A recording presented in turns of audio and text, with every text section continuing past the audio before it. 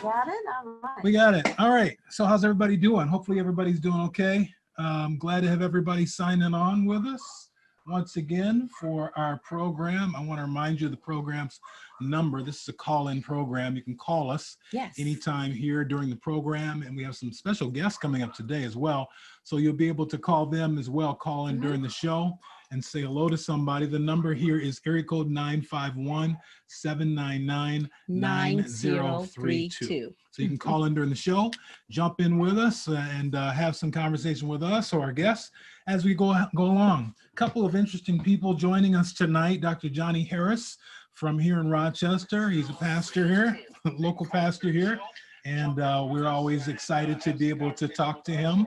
Along with that, we have another special guest, Tony Simmons, Grand Tone, old friend of ours, will be joining us in a little bit to talk about a special event that's taking place on tomorrow, actually. So we'll have more about that coming up. So how's the week been going? How's everything going this week? Oh, it has been a very interesting week, a very busy week as usual. It just doesn't seem to ever stop here with us. Turning some back. Yes, we constantly have something to do and something to talk about with these world events and the way the world is changing. We are never short of topics. You can tell it's starting to get a little closer to the fall because it's getting darker a little bit earlier. So I turn on the lights here behind us. But things just keep moving on. And what a whirlwind it seems like we're on right now. Yes. Democratic National Convention was this week. Wow. I knew that'd make you laugh. Yes, that was interesting. Yeah, that was interesting, right? What'd you think of it? It will continue to be interesting. So what'd you think? Any what thoughts? did I think? Well, I think that the Democratic Party they really held their own. You think so? Okay. Yeah, well, so far, I think they brought up some very important topics, and they were able to substantiate some of their claims with actual facts, which is very important. You just can't get up and just say anything and not be able to substantiate what you have to say. I think they did that very well. They came out throwing punches. Yes, they did. They're ready for a fight. So it's going to be interesting to see what happens this weekend when we have another special guest that's going to be coming in. Yes. This week we'll have the looking at three different things at the same time. Yes. The Republican National Convention takes place. Yes. This coming week. I'm waiting. And so they get their chance to counter and see what they can do, and see what they can get going, and it should be interesting. If it follows Trump's style, he is a counter puncher. So. If one's coming in, saying something about him, he's going to try and come in hard. Oh, most definitely. He's ruthless. There is definitely an entertainment faction that goes along with watching everything that's taking place. But there's obviously some serious things here that are tied to it. We'll have some very important decisions to make very shortly, in a matter of really only about 2 months, a little less than 2.5 months from now.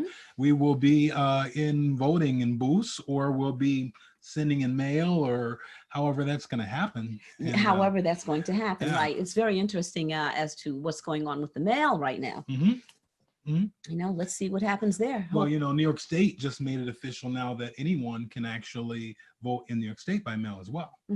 And so we were one of actually the standouts in states to have that availability. I saw a map a week or so ago about that, and we were one of the standouts. But now New York State signed it, and kind of late, because some people were concerned about whether they could get everything together in time. But there's going to be a lot of discussion, regardless who wins, about this whole election and the process, and whether it was legal, official, fair, how many, was there something wrong? And either side, I think, is going to complain. Whoever loses is going to be complaining. Oh, definitely. President Trump has already made it clear that if he loses, he's definitely thinking it's rigged. So this is going to be a battle that's going to go on for some time. It really is. Yeah. So, there were some interesting speeches that happened this week. I mean, there were speeches that came from, of course, the former First Lady and President Michelle Obama, Barack Obama. Both of them they were ready to hit. Oh, yes, they were ready. A lot of people were really surprised at how kind of really, aggressive they were in what they said. Specifically, about him, because typically they don't normally speak, a lot of times they don't even mention him by name. Well, they're dealing with an aggressive person. Yeah, Trump true. is definitely aggressive. Good point. So, I mean, they had to say what they needed to say and be quite blatant. Right. How do you think, first of all, Kamala Harris, how do you think she did? What do you think about that?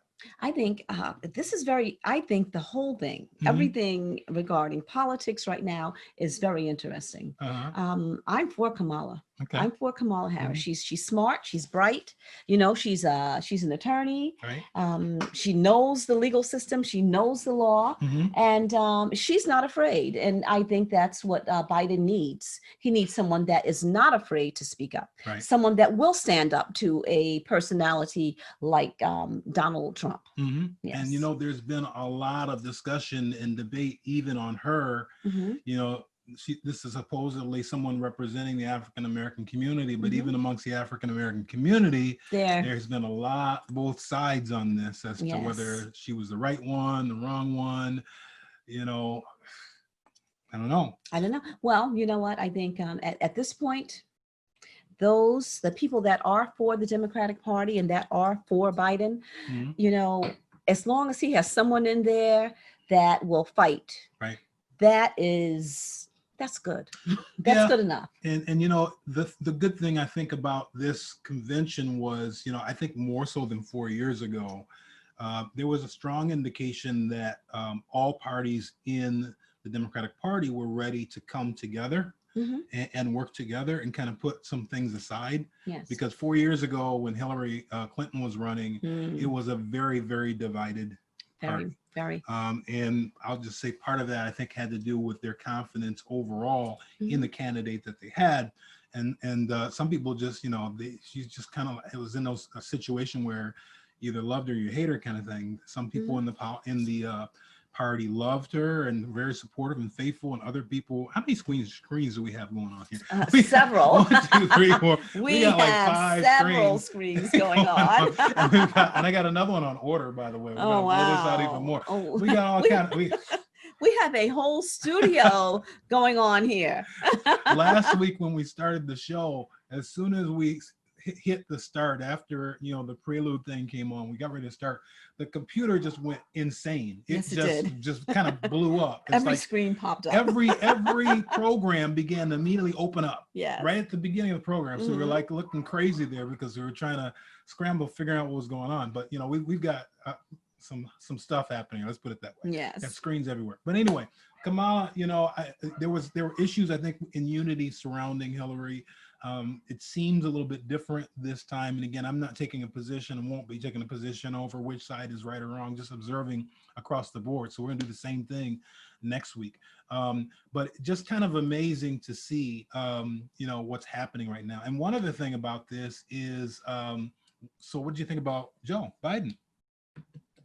I like Joe Biden. I like Joe Biden, not only because he went to Syracuse University. Really? Yes, and he married a teacher that taught. So he's got you double-sided. Yes, he's got me. He lived in Syracuse, New York. Oh actually, he and his first wife, who actually passed away in a car accident, and a child. Yes, they actually lived in the neighborhood that I live in. Oh, wow. Well, that I lived in. Oh, wow. Yeah. So yes, I'm all for Biden. Oh, and in fact, Biden comes when he comes because he's from Syracuse. Well, he's not from Syracuse. He doesn't even like Syracuse. No. He's from Delaware, but he lived in Syracuse. And you don't even like Syracuse. No, I don't. You like the people that come from there and the SU alumni. And all that stuff. Yes. There's a little bit of a personal preference. Yes, there is. Clearly and obviously, we can tell. Yes. And he married an educator, a lady that was a teacher. His first wife was a teacher, and she worked for Syracuse City Schools. Now, I only saw part of his speech. I heard a lot about it, but everybody's biased, but I only saw part of his speech. But yes. I have to say one thing that concerns me a little bit is I kind of feel like over the past several months from the beginning of the year, he seems like he's slowing down a bit. I mean, I think he's starting to show some age, which is a little bit of a concern, but it just seems like his kind of mannerisms and things have slowed down. Now he's still sharp, and I remember, if you watch him during the debates, even things like that, even when people were coming at him, he has a very sharp mind. He remembers a lot of details. He remembers a lot of his personal experiences and carries those things he voted for, positions, et cetera, so forth. He just seems like he's slowing down a bit, which, by the way, could make the selection of vice president even more important than ever. I mean, think about it. We have two different candidates. One of the two of them is going to win. Both of them are going to turn 80 while they're in office. Either of them will turn 80 years old while they are president of the United States. And we have seen what being president of the United States has done to people over the course of their terms. I mean, everyone that I can remember, from Ronald Reagan, who ended up having dementia at the end of his term, George Clinton. George Clinton? Bill Clinton. Which Clinton are you talking about? Bill Clinton. George Clinton. Bill Clinton. He had a heart attack. Bill Clinton, age, and just over the 8 years, you look at even Bush, George H.W. Bush, the second George Bush, who was fairly young, and in 8 years, hair turns gray. You look at Obama, 8 years, man, and now he's like grayer than gray, straight up. This job is, you're carrying literally the weight of the world on your shoulders. It's 24/7 for 4 years, even when you're supposedly on vacation. It's crazy. So to think that one of these two will be president by the time they turn 80 is almost a scary thought. So vice presidents are definitely a part of this. So, so anyway, we're going to shift gears because we have a guest that's coming in, and so we want to invite him in. And by the way, I want to remind you once again that if you would like to join us and join in the conversation, you can call us. The number here is area code 951-799-9032. Feel free to give us a call throughout. If you want to talk to our guests, you want to talk to us, you have some opinions on some of these things, we're glad to have you with us. So we're going to welcome in now our guests. It should come in. There he is. Come in just a second. Pastor and Dr. Johnny Harris from Provision Church here in Rochester. Sir, are you there? Can you hear us? I am here. How are you? There he is. How you doing, sir? Hey. Lady Pam, how are you? Good. How's everything? Everything is well. How about you? Oh, doing good, man. You're looking good. You look relaxed. I wish.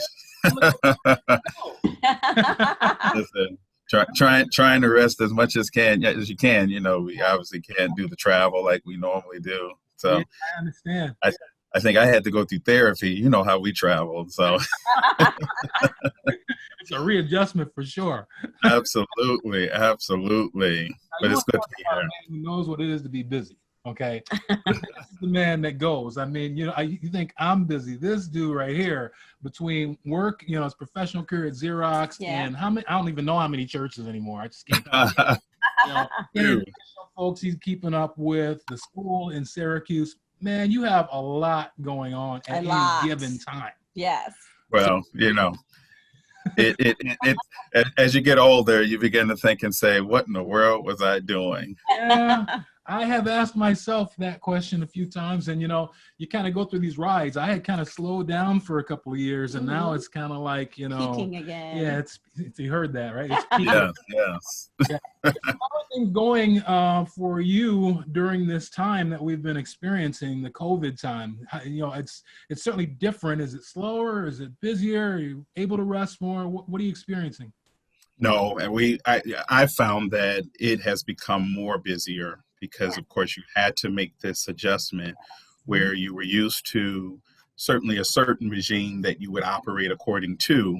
Right. You didn't have that any longer. And thank God that we were on the cutting edge, of course, of really moving into the necessary technology, virtual, many things that we had already did. Because quite naturally we live in an area that is filled with snow. And so sometimes, you have to deal with those emergency settings. But for this to all of a sudden become really the norm, it really became a busier time because quite naturally you're not just now even ministering to those on a Sunday that would be there, but now there's others and Pastor Dave, you understand this, where you just want to make sure that your technology and everything is really up to point, because you want people to come back. You want them to hear you. You know, you don't want to be cutting off and all of these other things. And so, so it's been a journey. It really has. Absolutely. So what has changed from your perspective? Well, first of all, how did you deal with, I mean, the wave that hit us at first? I mean, this is one of those things where we kind of knew it was coming, but not really fully. Everybody's committed to accepting it, believing it, preparing for it. How was that experience for you back in March? And so when all of this kind of hit the United States? Like anyone, it was a surprise. It was something that in the beginning you thought that, okay, it would only last really a couple of weeks. But then all of a sudden, when it just continued and continued and continued, it was there that just really gathering everyone together to say, okay, we have to really prepare for the long haul. And I want to say that I'm thankful for those who were even more advanced than where I was, just to really help me to know. And there was one interesting thing that I remember one person saying, that we have to get used to people using their fingers versus their feet.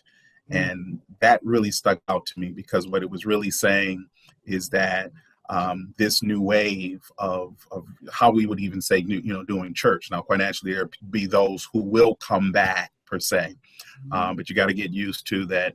They're going to be using, your social media segments, and so for us, it automatically became, what's the best software, what's the best cameras, what's the best lighting, sound, of course, and certain things that we're still going through that. Honestly, it just became such a big weight in trying to get those things together, because, it's about doing things in the spirit of excellence. And so that was really a challenge. Yeah. I mean, yours was one of the earlier programs that I saw on live stream that seemed to really kind of get a little bit ahead of the curve in terms of putting things together. And, like you, it's been kind of a journey of trying to figure out everything. Yes. Basically, pretty much, along yeah. the way. Where you thought you may have known some things or have been thinking about some things, you kind of in rapid fashion had to just kind of make some huge shifts. I imagine like there were a lot of goals that you had come into. A lot of churches have, plans and things like that for the year. And I'm assuming a lot of those plans had to rapidly change. Can you talk about that a little bit? Yeah, well, one of the things that I'm thankful, and again, I don't want to say that I had any insight from anyone else. We, back in the summer of 2019, one of the things that was really pressed upon my heart was, at the beginning of the year, we wanted to make sure that we had some sort of virtual presence. That was our next move in terms of our ministry. So the ability to, again, just be in a position to offer this in the way that really I just wanted it to. And I have to say, I'll even take, for instance, your program. I mean, that for the years have just really been, such a blessing, number one, that you can always go to, but to be able to just see some particular templates and to really wrap this up to what it is that would really become and we call it, the Insight for Life. That in itself just really took us to the stage of, okay, hey, we're here, and we knew that we were going to make sure that we remain here. I have to give a great shout out to my son Jonathan, because he really took this by the horn, really studied the various again, softwares and different things that we necessarily needed to have.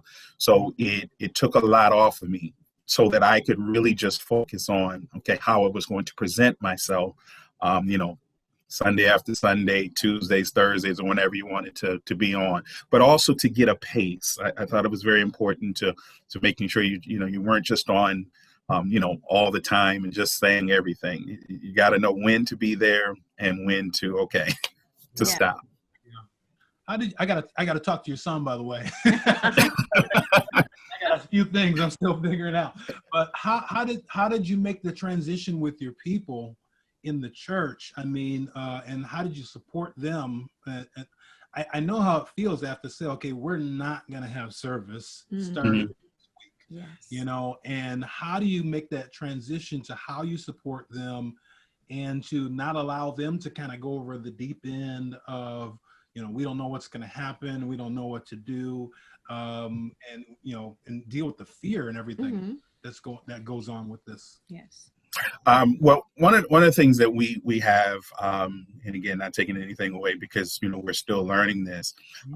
We've been in the midst of a prayer time every morning at 6 a.m. So we again have been used to certain things. We would come together on a conference call. So quite naturally, I gathered everyone together, and there was 3 things that I shared with them. I said, this is a time for us to be safe, for us to be smart, and for us to be sensitive to the Holy Spirit. And in that, everyone had to adapt to this new wave. So we offered classes. We offered a moment, you know, in terms of training, especially for those who were older, the ability to, of course, learn the Zoom and to, again, you know, just get on the Facebook page or YouTube. Many, surprisingly, were already ahead of that. So it was an easier task. Now with anyone, you know, you have those that, of course, they're used to that touch. And so you understand as a pastor, it was consistently making calls to them. Of course, you know, how you doing?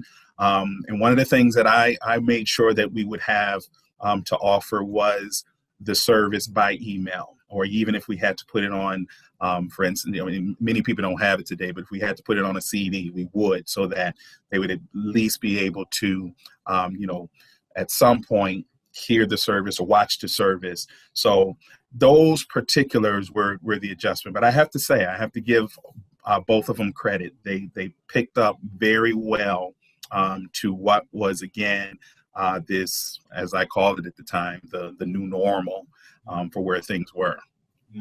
Yeah, I mean, it's definitely, you have to, you know, I think there was such a rapid transition that we all had to go through in terms of thinking out of the box, modifying our approach to communicating.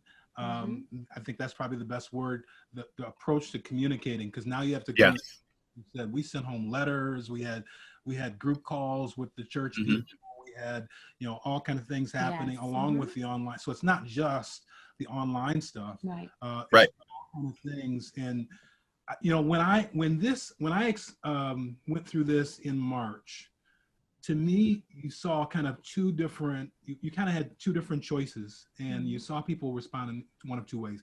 Either you kind of clammed up, and you said, you know what, we got to freeze because, and fear and questions just cause everybody kind of close up in whatever fashion, either as an individual, family, or even as a church, or you got really busy, right? Really active and really went active, after, really aggressive. Yes. You know. Yes.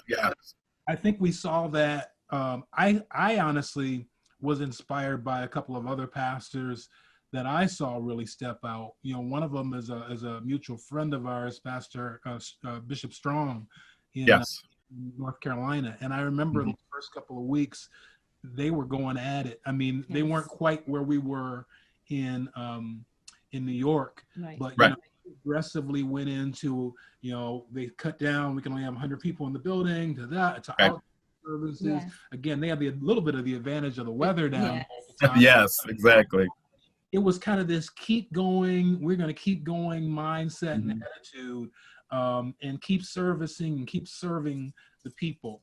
And I saw others that did the same thing, and it kind of triggered me. And then I also saw businesses doing the same thing. Right. And there were certain businesses, like I remember early on, some of the car business, not the dealerships, but like the Fords and the GMs and the Cadillacs. Within like a few weeks, they had new commercials out. They're like, "We're here for you. We changed our policies. We're gonna offer you this discount." Blah blah blah. And it triggered me to say, you know what? You either you can sit down and go home and hide, or you can go after. Absolutely. Absolutely. Interesting enough, you spoke of Bishop Strong, because I want to say on the back end of this, I actually did reach out to him to ask some particular questions, as I would with others. And again, it's still a work in progress, because I call it the season of meaning things are unknown, unsure, unheard of, unprecedented. We don't know where things might likely go, but in the midst of it, it's how we can continue to perfect this. I utilize, as you stated, some of the the business practices. So particular letters that I received, I would really massage it and say, okay, hey, this is really good for being able to spread to to the congregations, to the schools. And so thank God that everyone was able to adapt. Not everyone, but the majority did. I mean, I was impressed, because I got a call from our bank. Are you guys okay? You need anything? If there's anything else going, this is all before the loans and stuff came out. I mean, I was, again, that aggressive. We're going to stay in contact. We're going to communicate. We're here to support you. We're not rolling over and dying. I think that was just such a powerful mindset for people who have successfully continued on through the things. And Yes. I think we take it a little bit for granted, because I know that there are others, pastors, in fact, and I saw another pastor, associate of ours, sharing. He said, you got to pray for pastors, because some pastors are not made for this. Yes. And Yes. the whole idea of preaching in front of empty chairs and all of this, they're used to having these big congregations, not to mention those who have the obligations of the finances and the big things that they're responsible to do and signed on to do, and now they're worried about money coming in. There's a lot of people that has not been nearly as easy for. Sure. Well, I want to say, first and foremost, in terms of the banks reaching out to you, see, that's what happens when you have millions of dollars in the bank, that they will make sure that they reach out to you. So I understand that. I'm getting there. I'm getting there. I understand. But there's millions there. but you said something very interesting, because that was the adjustment really for me. It was that, okay, this light is now on, this camera. And so particular, and I'm somewhat of a perfectionist when it comes to certain things, especially when you're talking. And I remember earlier on, I did 3 sermons, or I did 1 sermon 3 times, because I didn't necessarily like how I said something specific. And so therefore I said, no, we got to do it again. We have to do it again. So, but now it's look, this is what it is. Let's go home. The Lord. But, one of the things that I also did was I gathered a team. And so that was the team that was with us every single Sunday, and then sometimes during the week when we would pre-record. And one of the things that I definitely needed was really just what I would call a cheering section. So there were 3 individuals who were there to, hey, just give me that rah-rah, because it is an adjustment to speaking before pews or walls.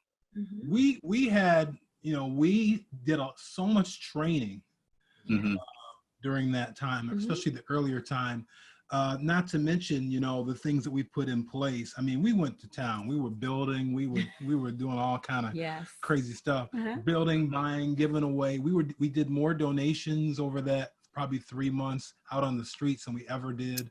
Sure. But we had teams doing this, teams doing that, and everybody was separated. But we did, because we didn't have the congregation in the building, we could really just talk and say, no, you got to do this way, and step over there and get this right. So we had all this stuff going on behind the scenes that we were training over several weeks.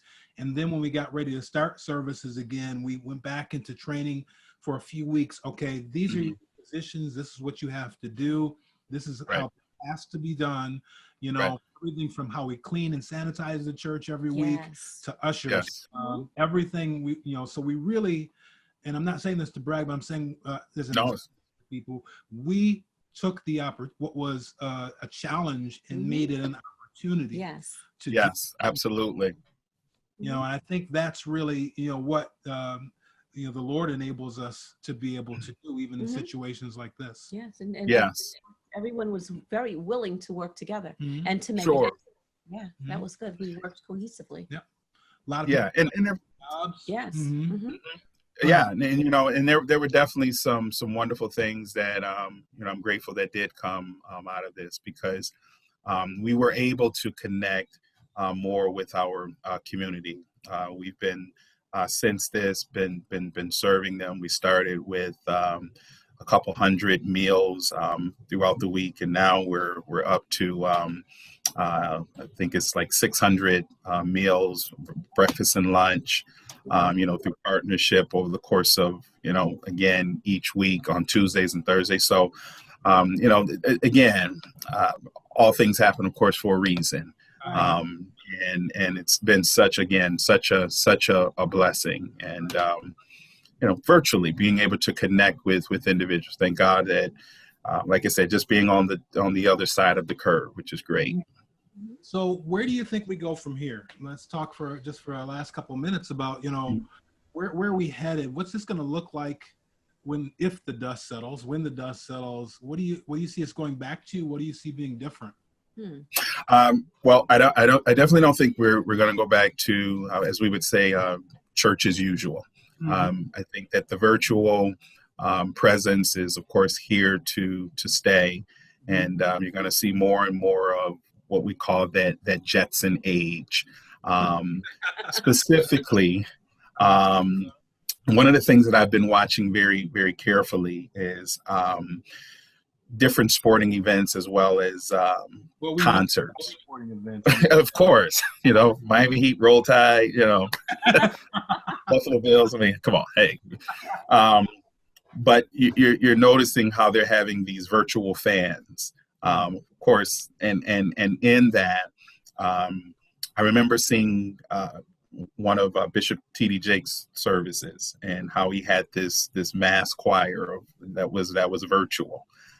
So I'm really beginning to feel that that's going to be one of the things that will, find itself implemented more into the church, where, Destiny Preparation will have LED screens, around, and people will, of course, chime in to the service. Of course, you'll be able to see them and hear them, but they won't be there physically. That's just what I truly believe is going to happen.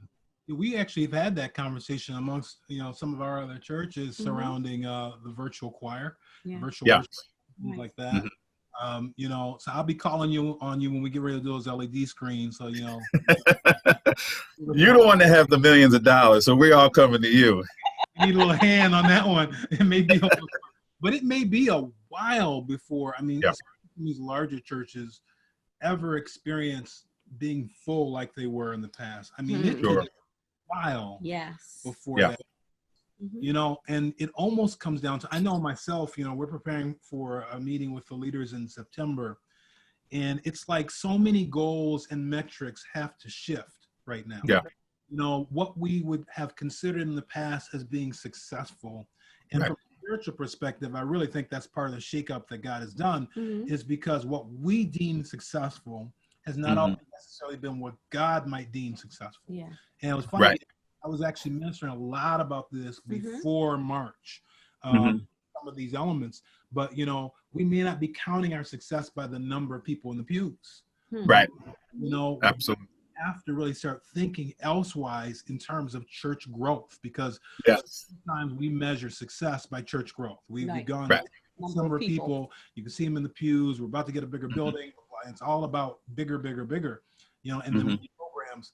But I think there's a lot of mindset that's going to need to shift in terms of what our objectives are. And I think that's in line with what God would have us to do in a lot of ways. Sure. Forced us into some of this with a purpose for the future. Yeah, no, I totally agree. You know, one of the things that I haven't necessarily seen it so much here, but I have heard and noticed that some are putting buildings up for sale, where they were, of course, housing thousands. It's the realization that that's not going to be, again, the norm for itself. And so it's a reconsideration of, again, how certain things is done. And I have to be honest, there's certain things that I really don't mind, because I think we just really got stuck in a particular place, like you said, in that success. When are they going to come? The conference is being filled, and I've been a part of some wonderful experiences right here in my office or right in the living room, just being able to be blessed, and it's just a part of where I feel we are definitely going. I mean, even in mindsets I've seen where, like even in our business, the corporate business that I work for, because of this, we were looking at a building project to expand out and into a larger place. And honestly, on the office side of it, we've kind of almost shifted mindsets to say, do we really need a bigger place, or do we need a smaller place? Right. Work more from home. Sure. It's been a really interesting kind of dynamic to watch shift. So I think there's a lot of things like that that because of this new experience are more than likely going to shift, as we go forward. Yeah. So a new world is and a new norm is definitely coming. Oh, absolutely.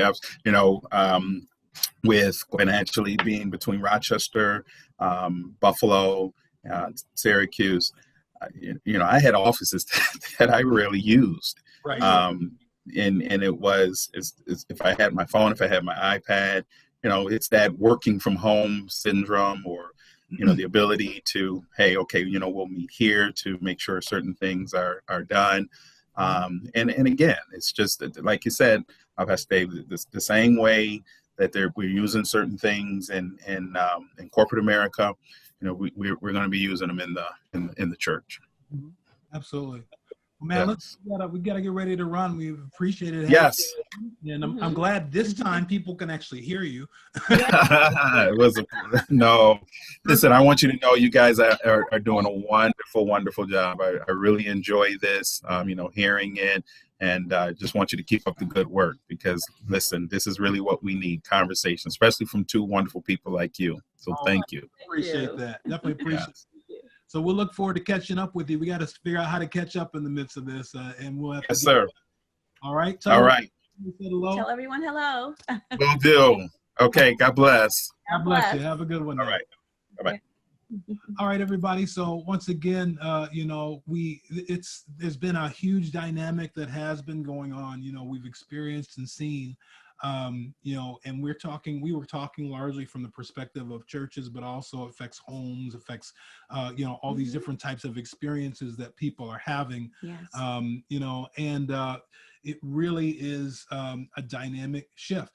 And one of the questions, how do you keep kind of a sense of normalcy in all this? Because it's shifting everybody's kind of, normal, and that affects you personally, emotionally. I know a lot of people have dealt with depression and things like that have gone on, so there is a lot of struggle that we've been dealing with.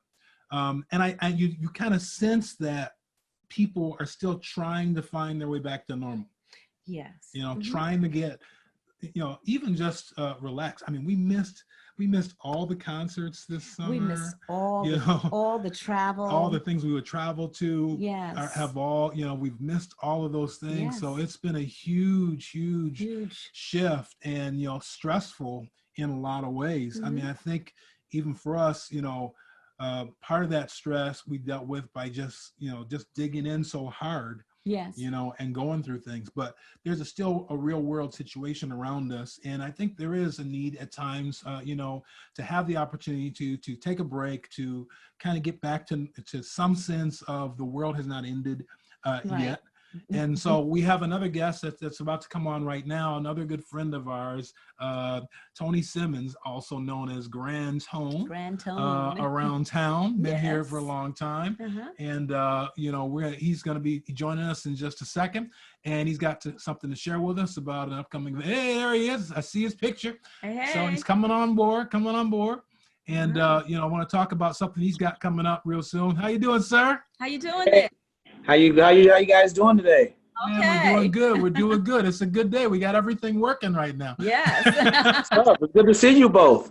To get to this point. Yes, sir. How have you been, man? I've been great, man. Everything is good. God is good, man. Yes. Everything is great. Can't complain at all. I see you still running, man. You still got stuff happening over there. Yeah, man, a little something. We got the big event going down tomorrow at Genesee Park, man. Genesee Valley Park. It's going to be a great event. So, how has it been for you? I mean, I imagine you must have had lots of plans worked out for the summer that you had to change at a minimum, right? If not cancel. Man, listen, the whole summer. Exactly. I mean, the whole summer was lined up, actually starting with the Mayor's Ball. I'm the entertainment director for the Mayor's Ball. Right, and the Heritage Ball, too. Heritage Ball. Yeah. Mm-hmm. Heritage Ball, everything. So, I mean, everything from the Juneteenth to the July 4th celebration, to the Rock Summer Soul Fest, everything got canceled due to COVID. So, we had to deal with it the best way we can. You know what I mean? Yes. For those who don't know, and if you're in Rochester, but for those who don't know, all of the major promotions that go on around here right now, especially through the city, this man is the man that gets it done. So Grand Tone, you have your experience over the years. I mean, I know we go back many, many years. Yeah. Where you are right now and the things that you're doing, could you have imagined? I mean, did you envision that you'd be this engaged in some of these types of things? Never in a million years. Never in a million years. Music has always been, a part of my life. I have to say my music journey kind of started back when Chronicles was together with Paul Boutté. Right. Yep. And remember Chronicles? Yeah. So it kind of went from that to Jodeci coming to Rochester, and then I worked with those guys. So I kind of learned the business a little bit, on their end. And then, of course, as years went on, somehow or another, I got connected with the city and with the mayor, and it's just been a cool ride since then, man. I've been very busy, and I've been very fortunate to be able to have the connections that I have and to be able to be blessed. What I'm saying, to provide live music and entertainment here in the city of Rochester. Right. Mm-hmm. So back in the Chronicles days, that's when I was a DJ. And I was working with Rick Brooks to promote Chronicles. So that was when I was in that. And so for me, this is kind of like a circle back to now be radio instead of, behind the mics radio, which is pretty cool as well. So you got something coming up. Tomorrow, I want to show the picture of this, and you can share with the folks what this is all about, this event.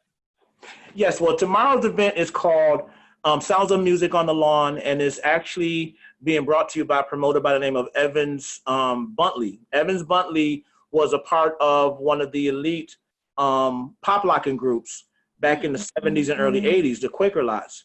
Okay. And for the past year or so, he's been doing, a few events, producing a few great events that I've actually hosted. I've been hosting all his events since he's been doing them. And, he wanted to do something special for the city of Rochester, especially with, the Rock Summer Soul Fest being canceled or whatnot. So he decided to, put this event together and, get a bunch of bands together and just do something outside in the park, social distancing, people wearing masks or whatnot, and just have a great time to kind of close out the summer. Okay, so this is at Genesee Valley Park. Yes, sir. I recognize some of the faces I see in here, but talk to me a little bit about some of the artists that are involved. Well, some of the artists that are performing is one of the premier R&B jazz fusion bands here in Rochester called As One. It's headed up by David Haygood, who owns the studio out in Henrietta, the painting studio rather. Okay. Excellent band. They're incredible. If you like Jimmy Highsmith, the Judah Seeley, you love this group. And they do, R&B covers and they kind of jazz it out. There's another band called Freelance. They do a lot of funk music. You know, if you love funk, you know, from the 70s and 80s, those guys like touch that right on the head. There's Monique Perry. She is an amazing neo soul artist. There is musician and singer Kajana Cruz, who's also incredible. There is a Monique Tara. She's a spoken word artist who's also performing. And then, of course, my son, Anthony Dante, the R&B boy wonder, will be performing. He'll be doing the Usher tribute on tomorrow. So it's just going to be a great event, a plethora of amazing artists. We got the Miller Brothers Band, who's a rock in Rochester back in the 70s and 80s. So it's a great event. Yolanda Smiles doing comedy, DJ Backspin for 105.5 The Beat. It's just going to be an incredible event, man. What time is it? I don't see a time on here. It's from 1 to 7. Okay, so it's an all afternoon, all evening event. Yes. And the admission includes free food and drinks, of course. There's going to be fried fish, Italian sausage, saltwater potatoes, green beans. They're just going to knock it all out the park tomorrow. It's going to be an amazing event. Gates open at 12 and it kicks off at 1 o'clock. Oh, man. So you said it's the food and everything. Then, yes. Right? Yeah. They're covering all bases tomorrow, including the live entertainment, of course. I didn't see that on here, but okay. Now you're talking to me. All right. Okay. Good. Looks like it's going to be a good day as well. So, you know, weather-wise, everything should work out real good. And I'm praying so. Excellent. Well, man, I appreciate it. And, you know, we're glad to have you on anytime. You know, anything that's happening, keep us up and, you know, with what's happening. Keep us up to date. Well, I'm glad you guys are having me this evening, man. I really enjoy this, man. You guys are like a beautiful couple. I really love you guys. You guys are really doing your thing right now. Well, appreciate your support as well. Yes, and tell Star hello. Oh, yeah. I sure will. She's actually sitting across from me. She's waving hi. Hey, Star. She loves you guys. Have a good show tomorrow. Okay. All right. Appreciate you guys. Love you both. Bye. Right, peace out. Later. So, you know, we I just want to make sure and mention, because I'm going to call him and make sure Bishop Strong knows that he had a shout out in here. Yes. You know, he's part of the conversation. We're going to have him on as well sometime in the future, along with a lot of other people that are lining up right now. I know next week, Elder James Cooper will be on to talk about our spirit and to talk about an event that they're having next Sunday as well. It's a virtual event. Oh man, I wanted to talk to them about what they were doing about safety down there. I meant to, and it slipped my mind. Okay. But you know, I was really curious to see what he was going to say surrounding masks and things like that, what the expectations are, because obviously, if you're going to do these live events at this point, you have to be wise and safe about how they get done. Exactly. And so, you know, you want it to be good and fun and exciting, but at the same time, it's got to be safe. It does. You know, so we'll talk to Pastor Cooper next week, but that's a virtual event they're having next Sunday, and we'll talk more about that.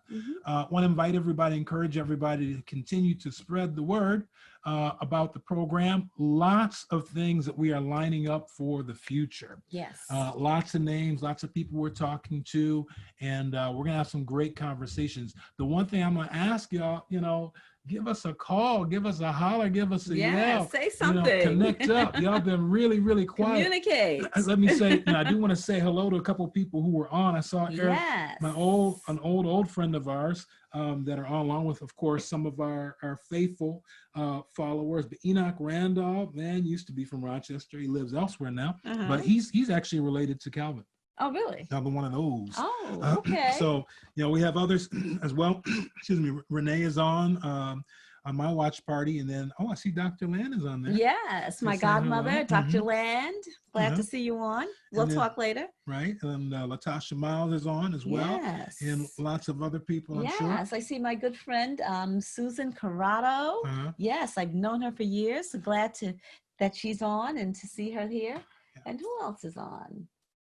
We have, Queen is on, Esther. Hey, Esther, how are you? And Amelin is also on. Yeah. I always say Amelin. Very, very formal version of her name. Well, you know, it's a matter sometimes of, you know, different accents, different areas. Yeah. So, you know, enjoy it as well, as always, being with you. Our time is winding up. I did want to share with you, for those who might be interested, you know, surrounding a little bit of about the coronavirus rates, because the rates have been kind of dissipating at this point, which I think is an interesting observation that a lot of people perhaps aren't fully tracking. But there has been a lot of changes that are happening with the rates, and you can see. And I want to say this because, you know, you get so much hype in the press, and some people will make you think one thing, and then other people will make you think the entire opposite. Yes. So I try and do these things really just to help people understand what's real. But you can see here this chart of the United States right now, and this was our original New York and Northeastern jump here where it first came up. Things calmed down for quite a bit of time in June, and then we had a huge jump that took place after Memorial Day and 4th of July, and the rates really went up, and there's a lot of panic discussion going on mid-July. Now here we are in mid-August. The rates have come down. They have not completely come down, but the rates have come down. But you notice, like, for example, most of the press, when the rates started coming down, instead of saying that, they started saying, well, the death rates are starting to go up. But that's a natural function of how this works. The same thing happened here, you know, so that's not to be a surprise. The death rates go up after a period of time after the cases go up, but overall the rates are going down. So there's a real question that we probably will talk about next week as we get closer and closer to, you know, people going back to school here in the Northeast, and a lot of things are changing. There's a lot of things going on. You know, how do people feel? How comfortable are we about what's happening in the decisions that are being made? We'll get more into that next week. Just to show you real quick, a couple things from the states that are taking place as well. You know, some of the major states, these are kind of in order, by the way, of those with the largest number of cases. You can see California with some spikes here is going down. Florida, number 2 here, has had a major drop, significant drop in cases, which is pretty impressive. Texas is not as much. They have more leveled than dropped. And then we get to New York, and an amazing difference of this curve, right? Yes. Where we had our spike and now we've gone down. And we can only hope, honestly, regardless of the politics and everything else, we can only hope that over the course of time, everybody's going to experience this, that this is going to calm down and it's going to get better. Yes. So we have a lot to, you know, that we've got to keep our attention to and focus on, and hopefully everybody will do what they can to try and keep each other safe. Yes. Over this course of time. Yes. Right? So our time's winding up. I want to remind everybody, tomorrow morning our program will be on at 11:30 a.m. Yes. On our church page, Destiny Preparation Church. Wherever you're connecting up, whoever is watch party, whatever, you can connect up to Destiny Preparation Church. And we invite you, by the way, to like the page if you're not connected to it. And from that, you can get notifications of all of the things that we have that come up during the week. But we will have our live service tomorrow morning, 11:30 a.m. Our doors are open. And you can come to service if you really want to get out and come in. You'll come into a safe environment. Everybody has masks on. If you don't have one, don't worry about it. We'll give you one at the door. You also get some hand sanitizer at the door. Yes. You'll get a good place to sit. And we're going to have a great time of worship tomorrow and the Word of God, continuing about seeding and good seeds. But now we've been talking probably for about 5 weeks or so about sowing. Yes. And now we're going to start talking about reaping. You know, people like the reaping side of it, but there's some stuff you got to understand on that as well. So we'll talk about that tomorrow at 11:30. Okay. Anything else, babe? No, I think we covered it all. Quite a bit. We did it? Yeah, we did. We got through it. All right. Well, great. Well, thank you, everybody. Hope that you have enjoyed the program. Love to hear from you. You guys have been so quiet today. Haven't seen or heard much from you, but feel free to send us a comment, a shout out, hello, a wave, a heart, anything. We'll take anything. We'll take what we can get. Yes. We just want to hear from you, and we want to know that this is doing well for you. And if it is, make sure and tell somebody else about it. And we'll look forward to connecting up with you, more in the future. God bless. I think we're going to wind out here with something from Youthful Praise. The Lord is Almighty. And we are going to call the night. God bless you.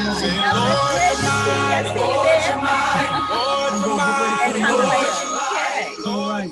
Have a good one, everybody. Lord, you're mighty. Lord, you're mighty. Lord, you're mighty.